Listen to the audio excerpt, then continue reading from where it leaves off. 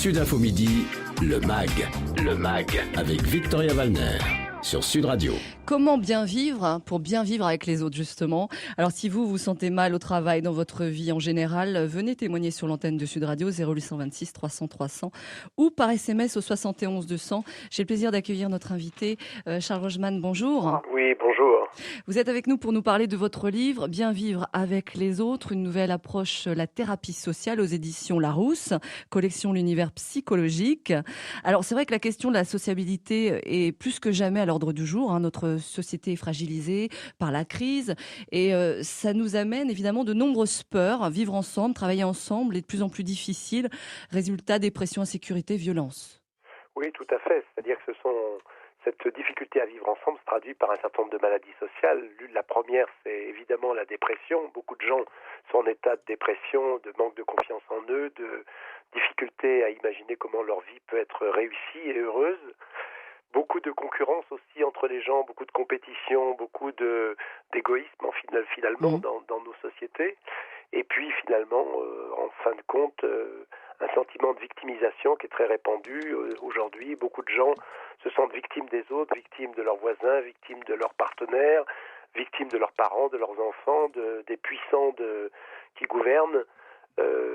Et donc, du coup, une difficulté pour chacun à prendre responsabilité et à assumer ce qu'il fait dans sa vie. Alors vous, Charles Rogeman, il y a 20 ans, vous avez créé la thérapie sociale. Alors ça consiste en quoi exactement ?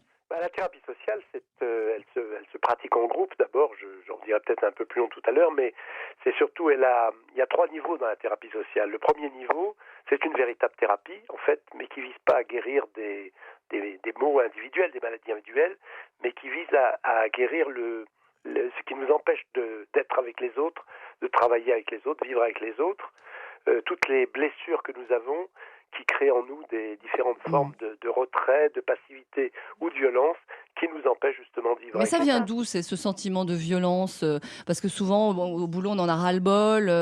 Alors surtout si ceux qui connaissent l'open space, c'est un drame, vraiment. On a toutes les névroses comme ça qui nous arrivent des uns et des autres, la nôtre aussi, personnellement. Oui. C'est pourquoi on n'arrive pas à gérer tout ça ? On n'arrive pas à gérer tout ça parce qu'on a un certain nombre de peurs qui sont accentuées par la vie en société.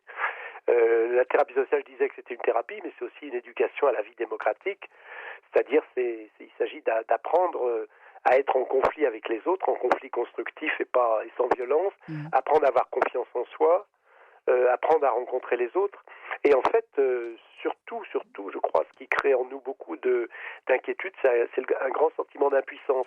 Je pense que le grand problème de la vie contemporaine, c'est l'impuissance, c'est le sentiment d'impuissance, c'est-à-dire qu'on n'arrive pas à résoudre certains problèmes de la vie collective et on se dit que certains experts ou certains responsables tout là-haut devraient pouvoir les résoudre, mais on voit bien qu'ils ne le font pas.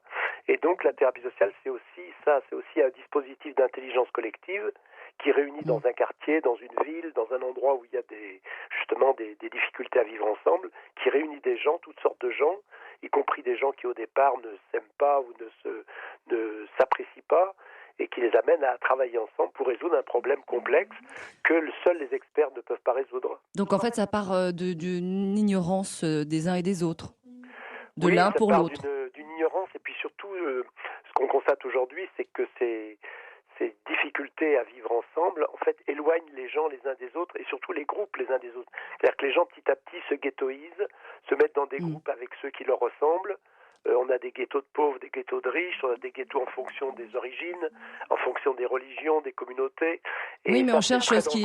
on ne connaît plus les autres. Oui, mais Charles Rogeman, on cherche ce qui nous ressemble aussi, quelque part. Bien sûr. Pour ne pas être...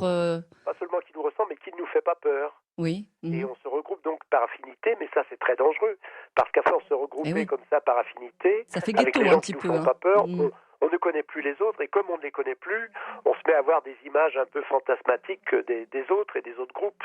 Et donc ça crée vraiment des éloignements entre les groupes de la société. En même temps, on peut ne pas apprécier tout le monde, Oui, bien sûr. C'est évident. Il ne s'agit pas d'aimer tout le monde, d'apprécier tout le monde. Mais il y a des endroits où, de toute façon, on est obligé de vivre avec les autres. On est obligé de vivre avec les autres dans une équipe de travail. On est obligé de vivre les autres avec les autres dans une institution, dans une école et dans un quartier. Donc la question, c'est pas d'aimer tout le monde, mais c'est d'arriver à vivre avec tout le monde. Mmh. Alors vous-même, Charles Rochman, vous travaillez dans de nombreux pays, hein. Alors on pense souvent qu'ailleurs c'est mieux, les personnes se respectent plus. Alors qu'en est-il vraiment?